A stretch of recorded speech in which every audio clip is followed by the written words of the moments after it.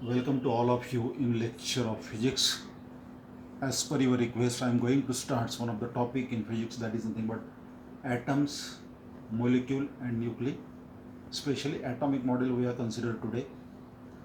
एका स्टुडंटने मला रिक्वेस्ट पाठवलेली होती की सर तुम्ही या टॉपिकवरती आधारित एखादं लेक्चर घ्या. That's why I'm doing this part right now. हे लेक्चर जो पहिला पार्ट असेल हा थेरॉटिकल पार्ट असेल. याच्या संदर्भात जो इनकम्प्लीट पार्ट असेल मी तो नेक्स्ट लेक्चरमध्ये घेणार आहे. Okay, don't worry about that. So without wasting time let me begin with the today's lecture.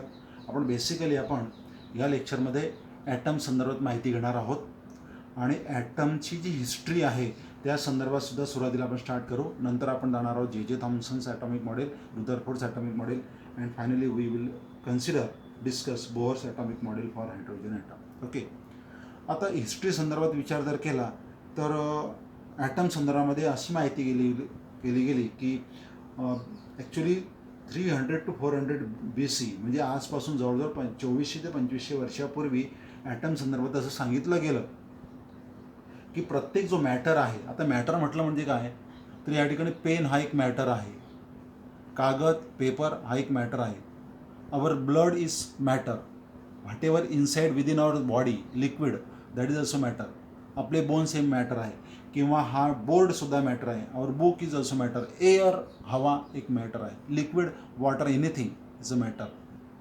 Any solid body, a ball, you may say fan, anything, a vehicle, all these are matter. लक्षात, matter याचा शब्दशः अर्थ असा आहे की पदार्थ, कोणतीही वस्तू की जी जागा व्यापते, anything which acquired space is called as matter.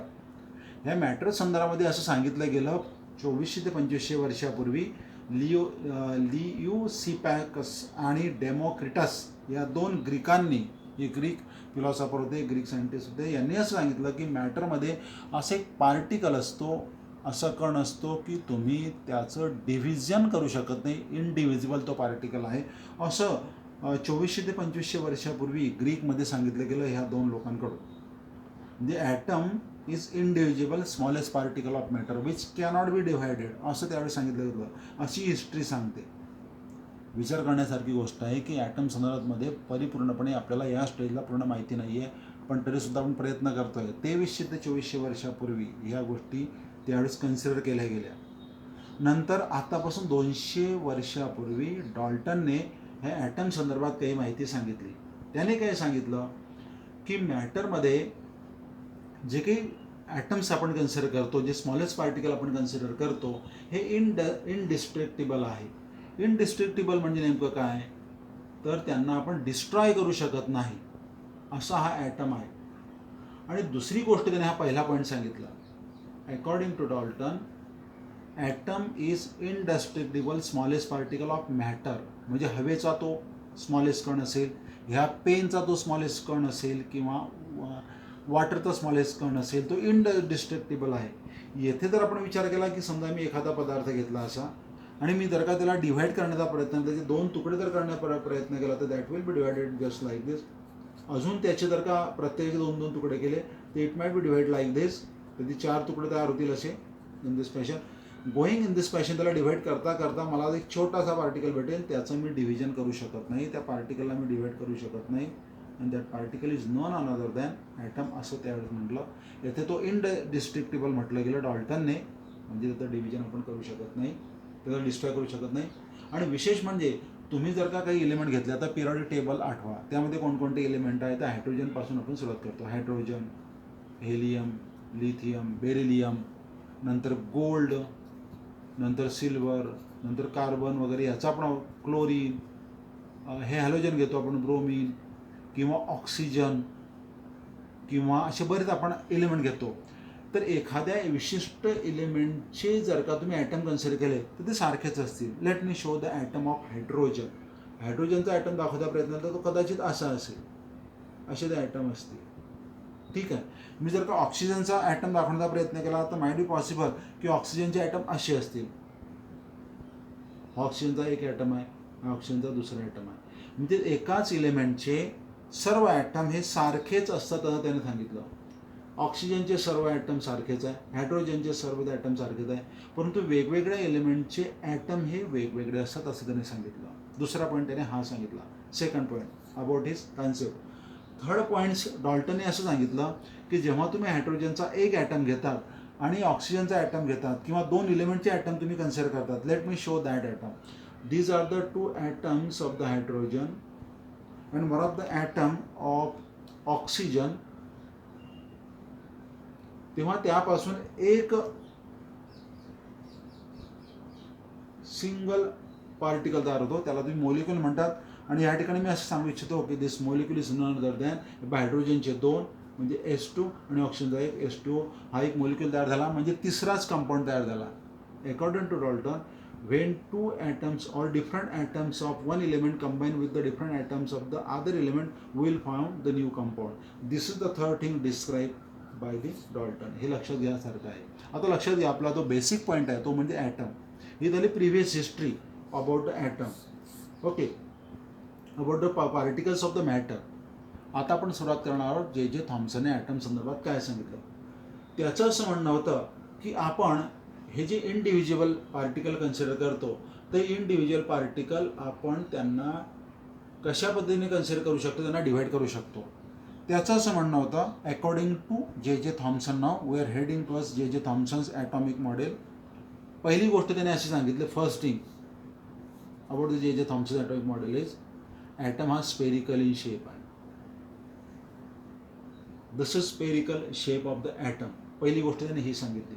Second thing त्याने जे थॉम्सनने हे सांगितले की हा इनडिस्ट्रिक्टेबल नाही आहे. म्हणजे त्याचा तो इनडिस्ट्रिक्टेबल म्हणजे काय, तर आपण त्याला डिव्हाइड नाही करू शकत, नष्ट नाही करू शकत. त्याचं असं म्हणणं होतं की ते नष्ट करू शकतो, त्याला डिव्हाइड करू शकतो. According to him atom consist of positive charges. म्हणजे हा एक पॉझिटिव्ह चार्ज असेल, हा दुसरा पॉझिटिव्ह चार्ज असेल, हा तिसरा पॉझिटिव्ह चार्ज असेल. हे सर्व पॉझिटिव्ह चार्जेस ॲटमच्या संपूर्ण स्पेसमध्ये साधारण ते डिस्ट्रीब्यूट झालेले असतात. त्यांचं एक विशिष्ट लोकेशन असते, तर सर्व दूर ते डिस्ट्रीब्यूट झालेले असतात असं त्याचं म्हणणं होतं. आणि विशेष म्हणजे ह्या पॉझिटिव्ह चार्जेसमध्येच निगेटिव्ह चार्जेससुद्धा असतात, तेवढेच निगेटिव्ह चार्जेस असतात. या ठिकाणी मी 3 आणि 3 7 पॉझिटिव्ह चार्जेस दाखवण्याचा प्रयत्न केला आहे, तेवढेच निगेटिव्ह चार्जेस यामध्ये असतात. आणि ते सर्वपणे त्याच पद्धतीने एम्बेडेड झालेले असतात, मी त्यामध्ये ते फिक्स झालेले असतात. अर्थात येथे हे सर्व निगेटिव्ह चार्जेस मी दाखवण्याचा प्रयत्न करतो. जेवढे पॉझिटिव्ह चार्जेस आहेत तेवढेच निगेटिव्ह चार्जेस त्यामध्ये एम्बेडेड झालेले असतात, ते फिक्स झालेले असतात. This is the concept of second part of that J Thomson's atomic model. आणि विशेष म्हणजे हे सर्व युनिफॉर्म डिस्ट्रीब्युशन असते. म्हणजेच काय, ते सर्व स्पेस इक्वली ॲक्वायर करतात. आता जेवढे पॉझिटिव्ह तेवढेच निगेटिव्ह. येथे मी दाखवण्याचा प्रयत्न केला 7 निगेटिव्ह आणि 7 पॉझिटिव्ह जर कन्सिडर केला, म्हणजे आता हे एका विशिष्ट, तर टोटल त्याची 0 येते. Total atom is electrically neutral. म्हणजे त्याने असे 2 मुद्दे मांडले. पॉझिटिव्ह आणि negative charges are equally distributed all over the surface, all over the space of the atom. Third point, number of positive number of negative charges are equal. म्हणजे electrically तो neutral झाला atom, त्यावरती charge राहिला नाही. आणि सर्वात महत्त्वाची गोष्ट अशी की यामधले फक्त निगेटिव्ह चार्जेस हे बाहेर पडू शकतात असं जे थॉम्सनचं म्हणणं होतं. तुम्हाला जर का हे निगेटिव्ह इलेक्ट्रॉन्स बाहेर काढायचे असतील तर दे माइट बी इमिटेड. हे निगेटिव्ह चार्जेस ते बाहेर पडू शकतात, कारण पॉझिटिव्ह चार्जेसचं मास जास्त असतं, ते हेवी असतात, ते बाहेर पडू शकत नाही.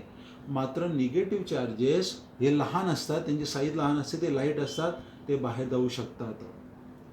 अशा पद्धतीने जे थॉम्सनने पुढचा कॉन्सेप्ट सांगितला, फोर्थ वन. फिफ्थ त्याने कॉन्सेप्ट असं सांगितला की जर का निगेटिव्ह चार्जेस बाहेर पडले तर पॉझिटिव्हची संख्या जास्त होईल आणि त्यामुळे तिथे आयन्स तयार होतील. त्याला आपण आयोनायझेशन असं म्हणतो. आपण त्यासाठी उदाहरण घेणार आहोत NaClचं. मी जर का NaClचं कन्सिडरेशन केलं तर हा एक कंपाऊंड आहे, याचं मी स्प्लिटिंग करतो. तो म्हणजे Na+ आणि Cl-. Na+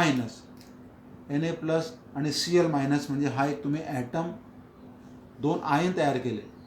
हा एक आयन Na+चा आणि Cl- हा दुसरा, याला आयोनायझेशन असं म्हणतात. म्हणजे फिफ्थ पॉईंट त्याने सांगितला, we can ionize a particle, we can produce ions or ionic compound from the ionic compound from the atom. तर ही माहिती दिली जे थॉम्सनची. Definitely all this 5 points I will show you later on. तुम्हाला काय लक्षात ठेवायचे आहे तर as per consider the examination point of view. तुम्हाला CETच्या दृष्टिकोनातून या 2 पार्टवरती असे विचारतील की ॲटमचं जे डिस्कशन आहे म्हणजे थेअरी ती सुरुवातीला कधी मांडली गेली तर नियर अबाउट 300 to 400 BC तेव्हापासून सुरुवात झाली. तो इंडिव्हिज्युअल आहे असं मानलं गेलं. ग्रीक लियुसिपस आणि डेमोक्रिटिस यांनी मांडली. नंतर डॉल्टनने 200 वर्षापूर्वी सांगितलं की ॲटम इज इंडस्ट्रियल. त्याचे 3 पॉईंट त्याने सांगितले की एकाच एलिमेंटचे सर्व ॲटम सारखे असतात आणि तिसरं पण सांगितलं की वेगवेगळे एलिमेंटचे ॲटम जर कंबाईन केले तर आपण कंपाऊंड तयार करू शकतो. CETच्या दृष्टीने येथे असं सांगेल की according to J.J. Thomson's all positive and negative charges are equally distributed over whole surface हे त्यांनी सांगितलं. परंतु हा त्याचा ड्रॉबॅक ठरला. ही चुकीची गोष्ट सांगितली. नंतर काहीतरी गोष्टी त्यामध्ये सिद्धांत मांडल्या गेल्या. त्यामध्ये काय मांडल्या गेलं तर रुदरफोर्डने ते मॉडिफाय केलं. आता रुदरफोर्डने कोणकोणत्या गोष्टी मॉडिफाय केल्या म्हणजे याचा ड्रॉबॅक काय विचारतील तुम्हाला.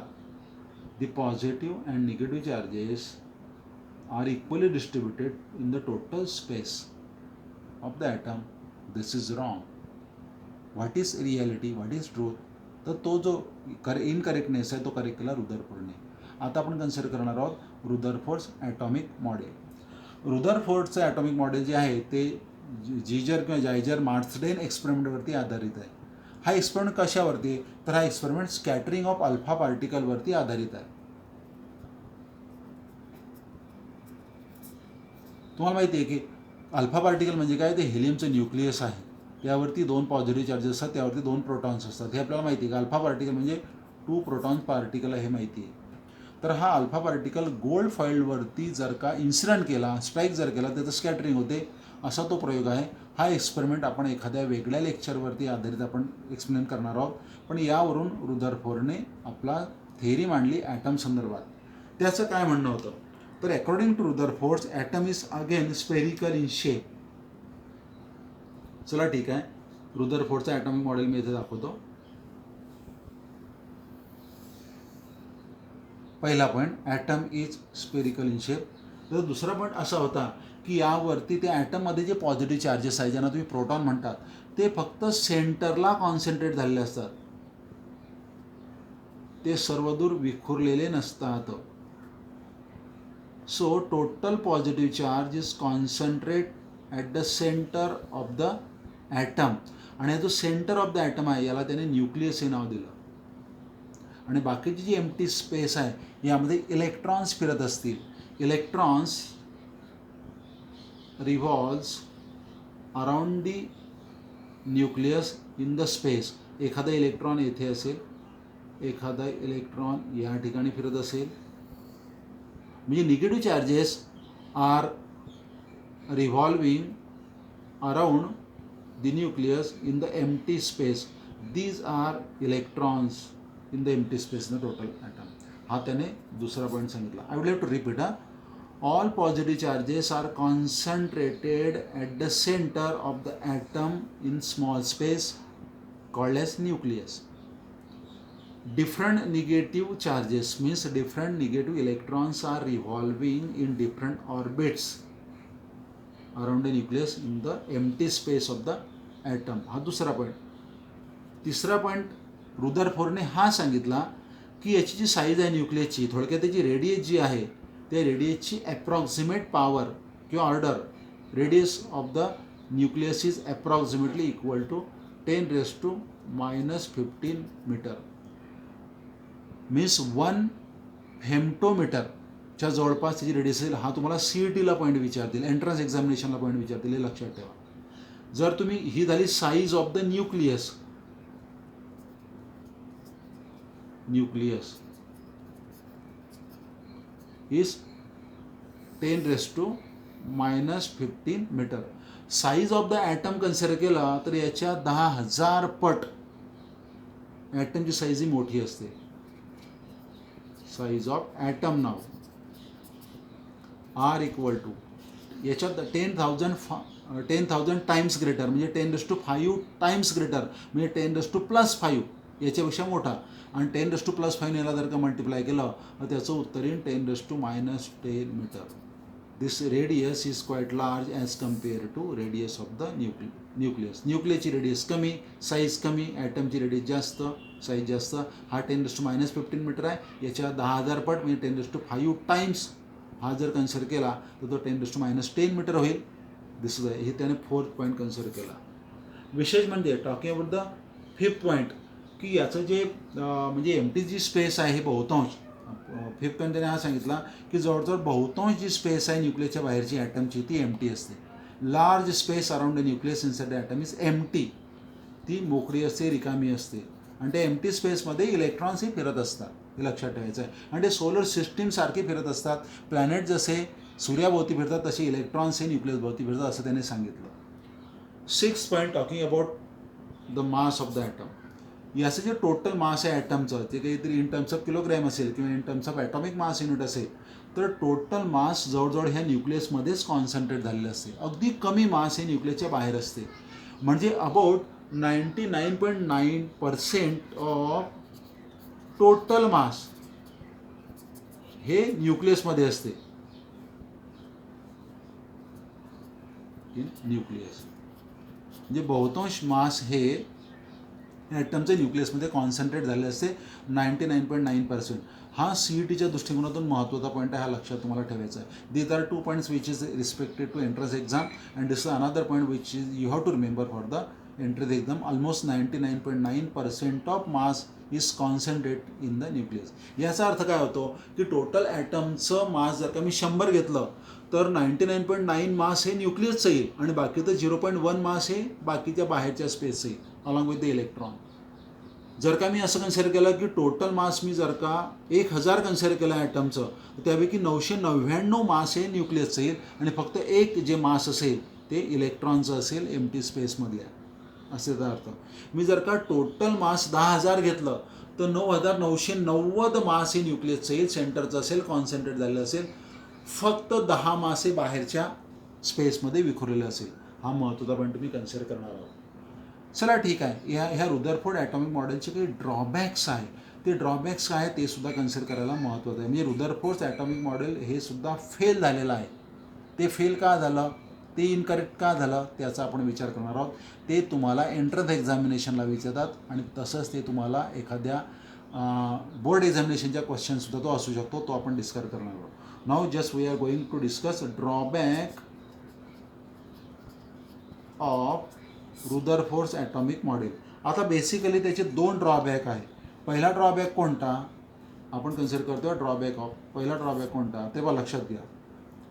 मॅक्सवेल इलेक्ट्रोमॅग्नेटिक थेअरीनुसार एखादा पॉझिटिव्ह चार्ज किंवा एखादा निगेटिव्ह चार्ज क्यू हा जर मोशनमध्ये असेल आणि मोशनमध्ये असताना जर का त्याचा स्पीड हा कॉन्स्टंट असेल म्हणजे व्हीची किंमत ही प्रत्येक ठिकाणी सारखीच असेल व्ही व्ही व्ही तर त्यावेळेस त्यामध्ये ॲक्सलरेशनची किंमत 0 असेल. Acceleration equal to 0. तेव्हा त्याला ॲक्सलरेटेड चार्ज म्हणायचं नाही. आणि जर का त्याची अगोदरची वेलॉसिटी V1 असेल आणि ती वाढली, इन्क्रीज झाली, ती V2 झाली, नंतर ती V3 झाली म्हणजे त्याच्यामध्ये ॲक्सलरेशन निर्माण झालं म्हणजे acceleration is not equal to 0. तेव्हा त्या चार्ज क्यूला ॲक्सलरेटेड चार्ज असं म्हणतात. आणि मॅक्सवेल इलेक्ट्रोमॅग्नेटिक थेअरीनुसार असा ॲक्सलरेटेड चार्ज स्वतःपासून एनर्जी इमिट करतो in the form of electromagnetic wave. त्याला EM वेव्ह असं म्हणतात. When a charge is moving with acceleration means acceleration is not equal to 0 that is called accelerated charge. Accelerated charge emits energy in the form of electromagnetic wave. आणि त्याने जर का energy emit केली तर त्याची स्वतःची त्या चार्ज पार्टिकलची एनर्जी कमी होते, डिक्रीज होते कारण तो लॉस करतो. आता येथे आपण विचार करणार आहोत ह्या इलेक्ट्रॉनचा. जो इलेक्ट्रॉन हा सर्क्युलर ऑर्बिटमध्ये फिरतो आहे. आता इलेक्ट्रॉन हा चार्ज झाला. मी येथे ते शो करण्याचा प्रयत्न करतो. This is the electron. Let me show that electron by blue colour. Okay. This electron is revolving in around the nucleus and this electron is of course in circular orbit around the nucleus. As this is in circular motion, the circular motion मध्ये जो particle असतो त्याला acceleration असते. ते acceleration म्हणजे centripetal acceleration, त्याला तुम्ही AC म्हणतात. म्हणजे येथे इलेक्ट्रॉन हा सर्क्युलर मोशनमध्ये त्यामध्ये ॲक्सलरेशन निर्माण झालं. येथे इलेक्ट्रॉन आला, येथे सुद्धा ॲक्सलरेशन आहे, सेंटरकडे सेंट्रिपिटल ॲक्सलरेशन. आणि मॅक्सवेल इलेक्ट्रोमॅग्नेटिक थेअरीनुसार काय आहे, तर एखादा ॲक्सलरेशन असणारा चार्ज पार्टिकल स्वतःपासून एनर्जी इमिट करतो. म्हणजे येथे इलेक्ट्रॉनने स्वतःपासून एनर्जी इमिट करायला पाहिजे, आणि येथे हा इलेक्ट्रॉन स्वतःपासून इलेक्ट्रोमॅग्नेटिक वेव्हच्या स्वरूपामध्ये एनर्जी इमिट करतो. Energy is emitted by the electron. येथे सुद्धा तो एनर्जी इमिट करेल बाय द इलेक्ट्रॉन. आणि जर इलेक्ट्रॉनने एनर्जी इमिट केली तर त्याची एनर्जी लॉस होईल, कमी होईल, डिक्रीज होईल. आणि एनर्जी जर डिक्रीज झाली तर तो ह्या सेंटरकडे आकर्षित होईल, त्याचं डिस्टन्स न्यूक्लियसपासून कमी होईल. म्हणजे मी येथे हे जे डिस्टन्स दाखवलं आहे, ही जी रेडियस आहे ही कमी झालेली असेल येथे, अजून तो जवळ येईल इलेक्ट्रॉन, म्हणजे रेडियस कमी झाली, या ठिकाणी येईल, परत रेडियस कमी झाली, या ठिकाणी हे अंतर कमी कमी होत जाते, आणि तो एक पद्धत अशा पाथवरती तो रिव्हॉल्व होतो आणि शेवटी न्यूक्लियसमध्ये जाऊन पडतो. याला स्पायरल पाथ असं म्हणतात.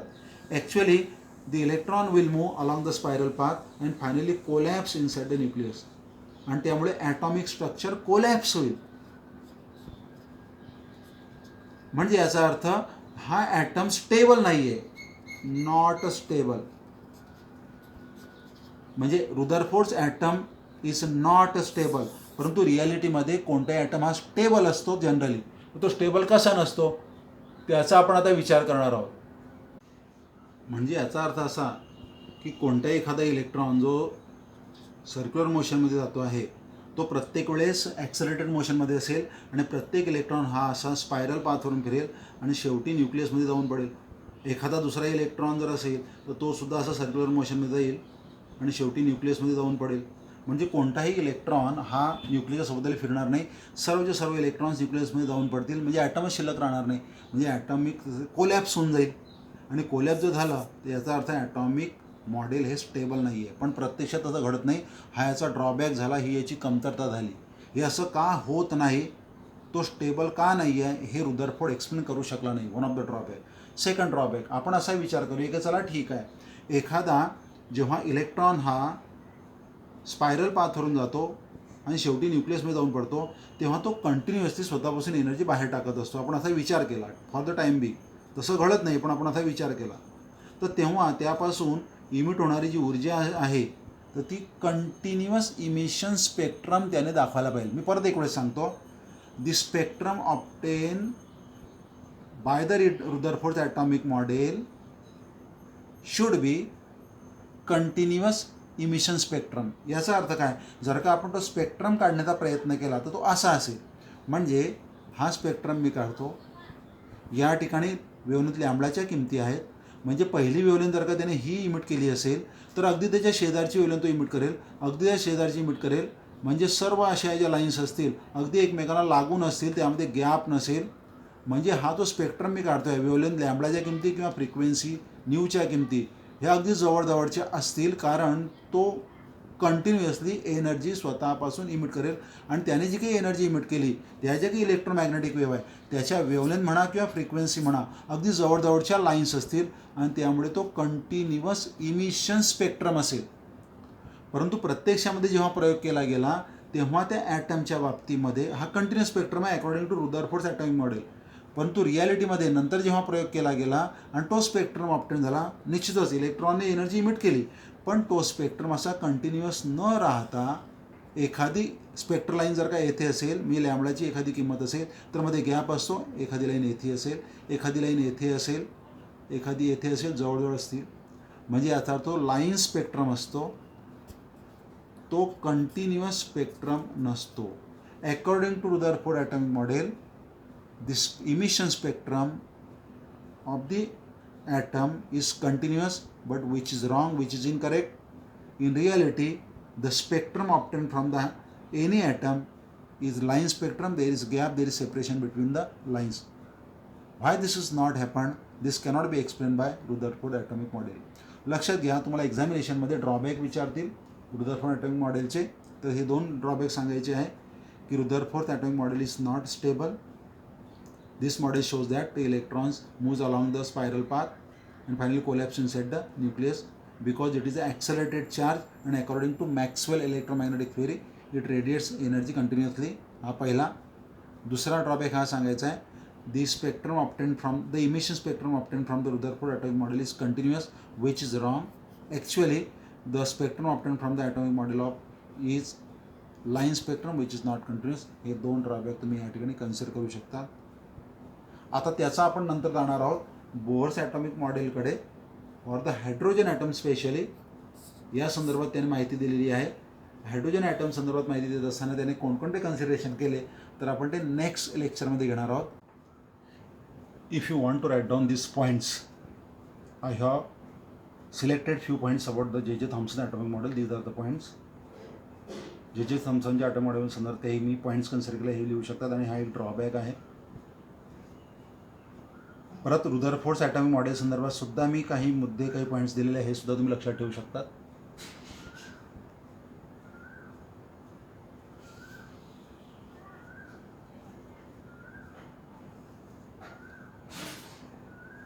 रुदरफोर्ड ॲटॉमिक मॉडेलचे काही ड्रॉबॅक्स आहेत, ते तुम्हाला जर पाहिजे असतील तर मी I have ink out somewhere here.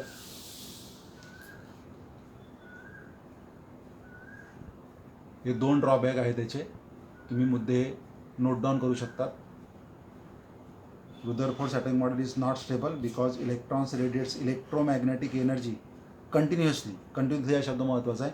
And moves along spiral पाथवरून तो जातो अँड फायनली कोलॅप्स किंवा फॉल्स इनसाइड द न्यूक्लियस. हे चुकीचं आहे, हा ड्रॉबॅक आहे. दुसरा drawback, Rutherford atomic model shows continuous emission spectrum which is wrong. हे सुद्धा चुकीचं आहे. ॲक्च्युअली तो स्पेक्ट्रम हा लाईन स्पेक्ट्रम असतो. I hope you note down this. C you next time.